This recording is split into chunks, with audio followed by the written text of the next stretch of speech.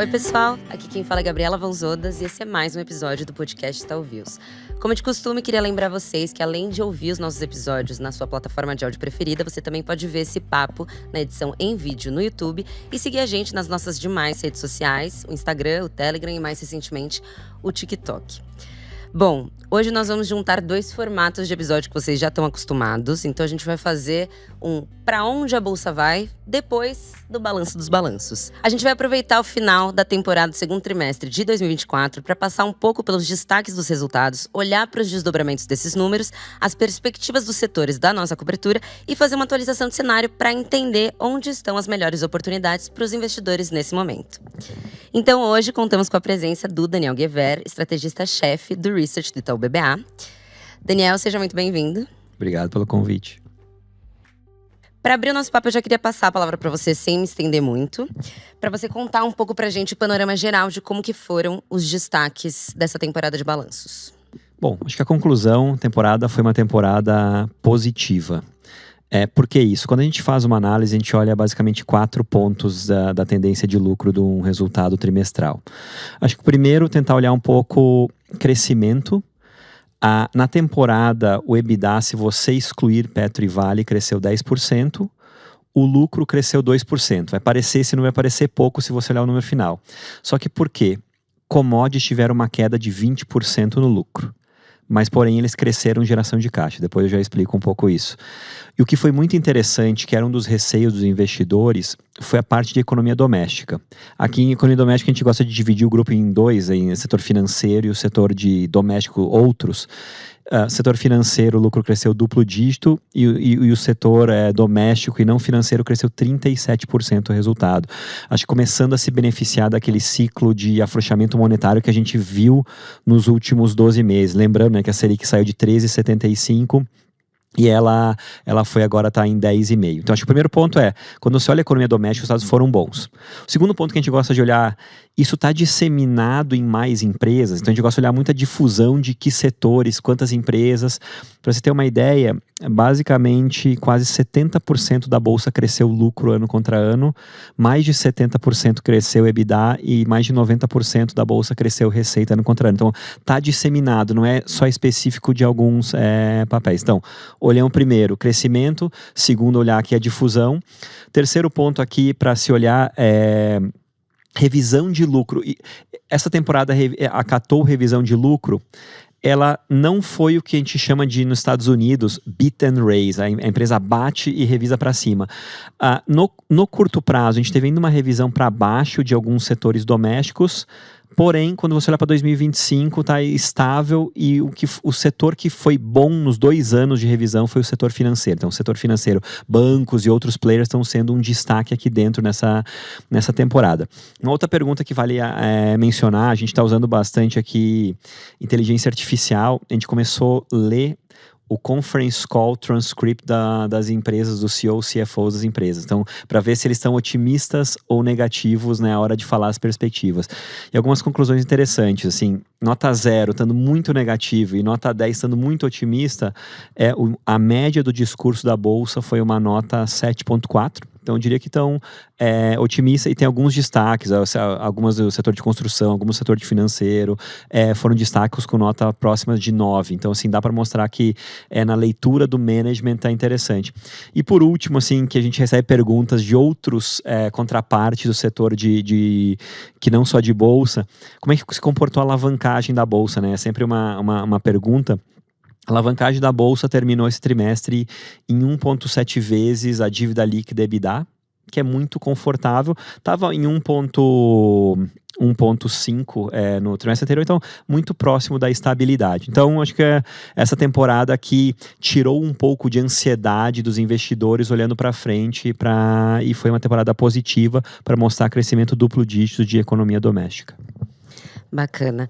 Como vocês disseram no relatório, enquanto a gente teve de um lado as empresas financeiras e domésticas performando super bem com um desempenho crescendo duplo dígito no ano contra ano, do outro lado a gente teve as empresas de commodities não performando tão bem. Quais fatores que você diria que contribuíram para essa diferença de performance entre os setores? Eu acho que economia doméstica, o setor financeiro está indo muito bem, porque a gente está em pleno emprego, com linhas de crédito aumentando. Então, você tem algumas áreas crescendo duplo dígito na parte de financiamentos. Na parte de economia doméstica, tem vários nichos. No setor de varejo, as vendas começaram a se recuperar e a desalavancagem ajudou na última linha. Você tem o setor de saúde, onde algumas empresas mais líquidas estão com tendência de resultados melhores, conseguiram repassar preços. Então, acho que na média, eu diria que a economia doméstica se beneficiou dessa desalavancagem, um leve aumento de margem. E commodities, acho que tem vários tipos de commodities. Sim, o setor que foi mais fraco foi o setor de siderurgia e mineração. Teve uma queda de preço médio no período, então acho que isso explica um pedaço operacional, mas tem uma questão que é muito pontual, contábil do movimento, é que quando você olha, né, o balanço de uma empresa, ele é a fotografia no final de um trimestre. E o nosso dólar começou muito mais baixo, né? O real se desvalorizou durante o período. Então, no final do segundo tri, você tem que marcar a mercado essa dívida, e essa dívida impactou no lucro líquido, né? Na questão de despesas financeiras, resultados financeiros. Então, não é uma questão de geração de caixa. Então, quando a gente olha o resultado, a gente gosta de olhar o resultado por completo. Se a receita, o EBITDA e o lucro estão mostrando uma mesma tendência, e se a tendência for negativa, não se preocupa. Mas como aqui mostrou que o EBITDA cresceu 11% e o lucro caiu 20%, preocupa um pouco menos nessa questão. Mas é muito uma questão, acho que de commodities, foi uma questão muito dessa questão de marcação de dívida do impacto do câmbio. Beleza. Virando um pouco agora a nossa discussão para o momento da Bolsa, a gente viveu alguns momentos de tensão nas últimas semanas, seguidos de uma rápida recuperação, e essa oscilação sempre gera uma apreensão nos investidores. Eu queria que você explicasse para os nossos ouvintes os motivos tanto para essa queda quanto para esse rally de curto prazo e quais desdobramentos que a gente deve ou não continuar vendo sobre essa movimentação. Não, legal. Acho que a Bolsa até agora passou pelo território positivo no ano, né?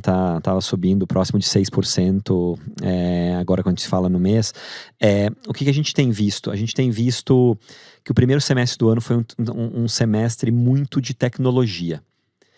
Então, para você ter uma ideia, a Bolsa de Taiwan é o melhor mercado emergente do mundo. Ela tem 65% de ações de tecnologia no peso do índice dela. A Bolsa brasileira tem quantos? 1%. Então a gente perdeu um pedaço desse rally. Daí teve momentos, aquela questão da dissonância de política monetária. Teve momentos de hesitação da questão fiscal. Acho que esses temas, tanto macro quanto micro de composição, pegaram nos resultados. Por que começou a melhorar agora? A gente escreveu um relatório essa semana temático bem interessante que a gente chamou, né, It's the Foreign Inflow, Sir. Basicamente, é o fluxo do investidor de volta. Tem uma correlação de 0,9 com a Bolsa. Desde o meio de junho, que foi o ápice da saída de estrangeiros da Bolsa, a gente chegou a ter 44 bilhões de saída de estrangeiros da Bolsa. Os estrangeiros já colocaram agora, nos últimos trackings nossos, 14 bilhões. Então, você está uma saída de cerca de 30 bilhões no ano, só que nos últimos 2 meses está entrando 14, e você vê claramente que está tendo essa melhora. Então, a pergunta que você tem que se fazer com essa política monetária americana, né, o Fed baixando os juros agora provavelmente em setembro, você acha que continua vindo fluxo de estrangeiro para a Bolsa? A nossa cabeça é que sim, deve ter uma continuidade de fluxo de estrangeiro na Bolsa. Então, assim, eu sempre gosto de mencionar, né, que a gente olha 4 coisas, tanto que seja no mercado, um setor ou uma empresa. A gente olha valuation, tendência de lucro, posicionamento e macro. O que a gente está falando aqui, a gente está falando de posicionamento. Posicionamento, estrangeiro está voltando. Então, eu acho uma coisa positiva. Daniel, você espera que setores players domésticos comecem a comprar fundos de bolsa de maneira relevante? Eu não espero que venha muito de realocação doméstica de ativos. Por quê? O número mágico para ter entrada relevante de bolsa, a gente fez várias pesquisas aqui, é ter uma Selic de 9%, e que não está no radar hoje de curto prazo. Então, assim, deve vir do estrangeiro, que é suficiente para ajudar a alta da bolsa. Segundo ponto, a gente mencionou, tendência de lucro, né? O trimestre foi bom. O longo prazo é construído de vários curtos prazos, né? Então, cada trimestre você vai checando a sua tese se está funcionando. E a arquitetura do mundo mudou. Os investidores procuram muito onde tem crescimento. E dá para dizer que o crescimento da Bolsa, esse ano, nossa estimativa vai crescer próximo de 10% o lucro. Ano que vem vai crescer alguma coisa ali próximo de 13%, 14% o lucro. Você olha um crescimento médio ponderado que é duplo dígito, ao redor de 12% de crescimento. Então é um crescimento interessante aqui para atrair investidores. Terceiro ponto aqui, valuation. Obviamente a Bolsa a 117 mil pontos era mais barata, mas ainda assim a gente tem visto um mundo que negocia com quase 5 a 10% de prêmio para o histórico. O S&P, o MSCI World, que é o índice global. E o que acontece? Duas geografias no mundo têm desconto para o histórico. A China, que eu acho que tem seus motivos, e a América Latina está negociando ali ao redor de 20% de desconto para o histórico. Então, o preço sobre lucro da Bolsa brasileira hoje, ele está ao redor de 8 vezes lucro. Qual é a média histórica? A média histórica é ao redor de 11 vezes. Então a gente tem um desconto ainda relevante de... Daniel, você acha que a gente vai convergir para a média histórica? Eu não acho que no curto prazo a gente vai convergir a média histórica. Mas a gente pode ir indo em direção, subir desses 8, indo para uma direção a uma 9 vezes, um pouquinho abaixo disso, mais esse crescimento acumulado de lucro ao longo do tempo. Então acho que o valuation está interessante. Acho que outra maneira para, né, a discussão que sempre vem aqui é... Vamos comentar versus o renda fixa. Quanto é que está o valuation da bolsa versus renda fixa? A gente tem uma expressão em inglês que chama Earnings Yield Gap. Essa expressão quer dizer o quê? Eu pego o preço sobre lucro e inverto ele. Então eu faço lá um retorno anual que você tem do lucro das empresas e tiro a NTN dessa equação. Quando você faz essa conta, esse número está mais ou menos 6,5%.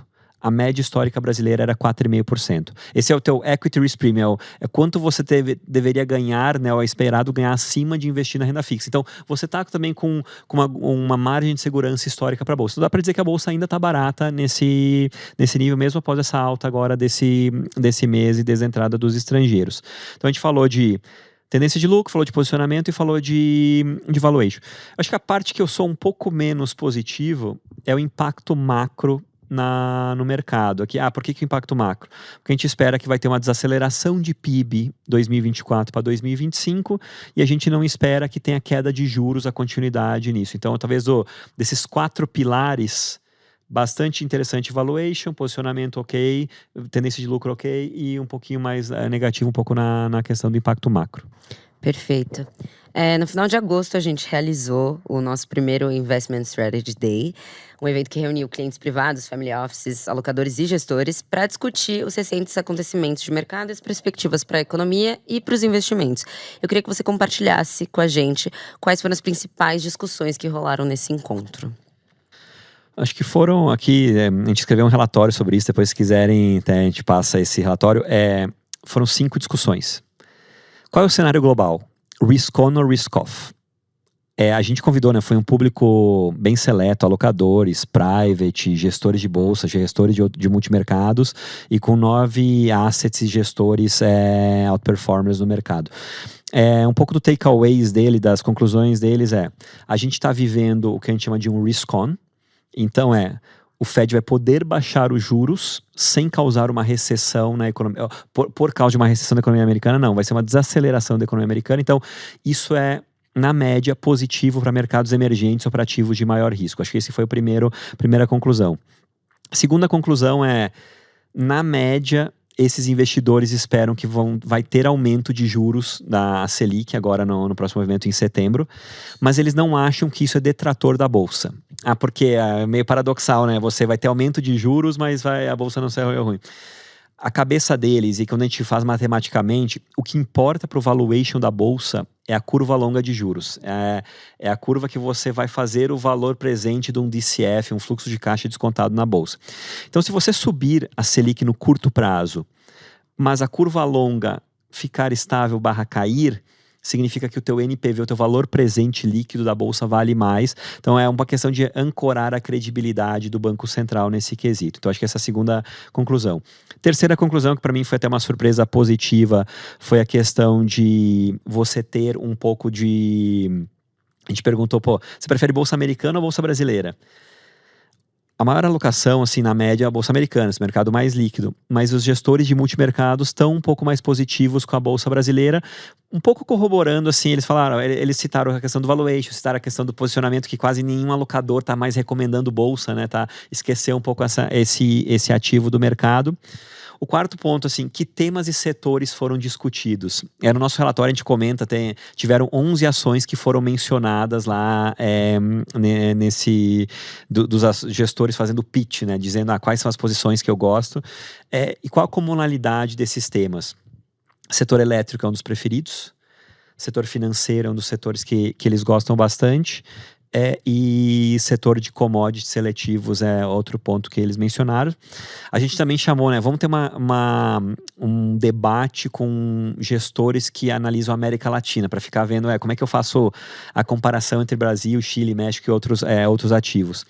Acho que a gente está com uma vantagem perante o México hoje, porque o México está tendo um medo do investidor por causa da mudança do sistema judiciário lá. Eles estão fazendo uma reforma judiciária lá que tende a piorar um pouco a tendência, se isso acontecer.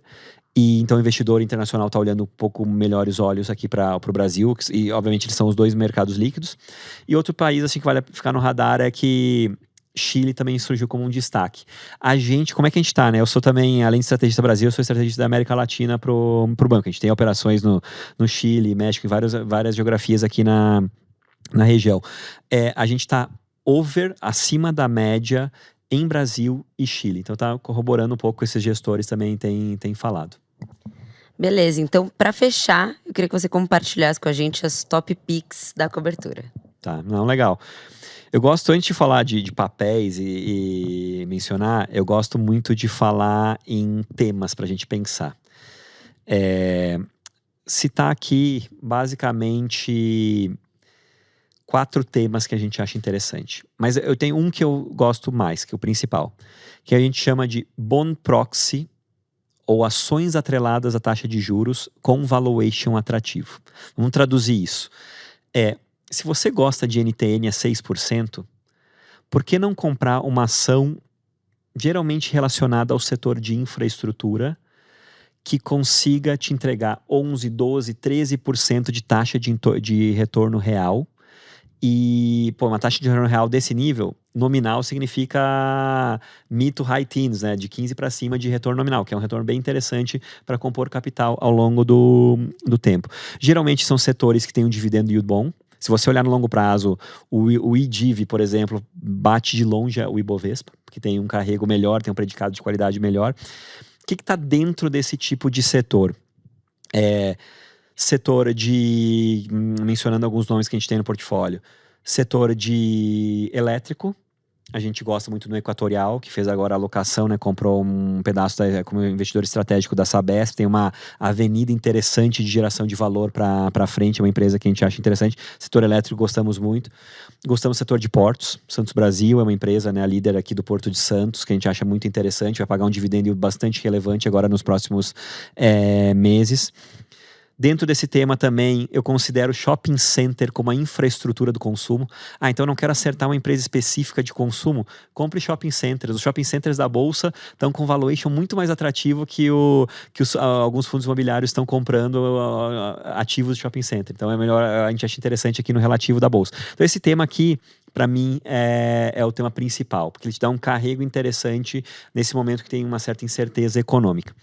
Segundo tema, Daniel, você abandonou a economia doméstica? A gente não abandonou a economia doméstica. A gente gosta, dentro de economia doméstica, que a gente tem aqui no portfólio, aqui, que a gente acha interessante, setor financeiro. Então, bancos no Brasil e na América Latina tem uma rentabilidade muito acima da média dos mercados emergentes, entre 17% e 18% de rentabilidade média, mercados emergentes entre 11% e 12%.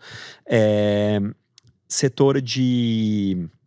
Dentro da tese, setor de construção civil está bem. Então, por exemplo, a gente tem no portfólio, a gente tem Direcional, que é uma empresa que a gente acha que tem um dividend yield, rentabilidade melhorando, está atrelada, ajuda a sociedade, porque é o programa Minha Casa Minha Vida, né? A gente tem um déficit habitacional grande. A gente acha também alguns players do setor de transporte, que se beneficiam aqui um pouco da retomada de PIB que vem acontecendo. Então, economia doméstica, foque em cases o sistema financeiro, o setor de construção, o setor de transportes, que tem uma rentabilidade sobre patrimônio interessante. Então, segundo tema, economia aqui doméstica. Terceiro tema, né, uma espécie de zagueiro do portfólio. A gente gosta do setor de petróleo. Então, a gente acha que a América Latina, Brasil, é uma fronteira de crescimento e exploração de petróleo. Então, a gente tem no nosso portfólio alocação em Prio, que eles chamam de Junior, mas é uma empresa grande no seu porte, que tem uma geração de caixa que deve passar de 20% de yield ano que vem. Então, é bem interessante esse ponto. A gente gosta também do setor de papel e celulose. O Brasil é o produtor de menor custo caixa do mundo. Ou seja, né, se você consegue produzir, então quando a tua competição não estiver dando resultado, o Brasil vai estar dando resultado nesse sentido. Então, uma Suzano é uma empresa interessante ali que a gente tem no nosso portfólio. Então, falei aqui de infraestrutura, bond proxy, a gente gosta bastante. Falei aqui um pouco de setor doméstico, economia doméstica, mas foco em qualidade aqui, não procure empresas muito alavancadas e que estão com dificuldade relevante. Falei aqui de uma defesa do portfólio, alguns casos com proteção cambial. E por último, assim, uns temas que são menos dependentes de macro, a gente chama de líderes de reinvestimento, calls seculares. Aqui vale a pena olhar, dentre setores, vale a pena olhar o setor de saúde, é um tema que a gente acha que está se melhorando, até eu mencionei, né, a temporada de resultados foi boa, e outro setor que vale olhar é o setor de serviço. A gente tem uma empresa chamada GPS no portfólio, que é a maior empresa do setor de serviços, que está fazendo aloca muito bem capital ao longo do tempo. Então a gente acha que é um portfólio que tem uma qualidade acima da média, cresce acima da média, a gente vê um potencial maior de valorização do comparado ao Ibovespa nesse sentido aqui, para ser seletivo nesse quesito. Perfeito. Eu acho que a gente conseguiu cobrir super bem as pautas. Espero que tenha ajudado o pessoal aí a entender para onde direcionar o olhar nos próximos capítulos da Bolsa. E muitíssimo obrigado por topar o convite, pela presença, e até uma próxima. Obrigado.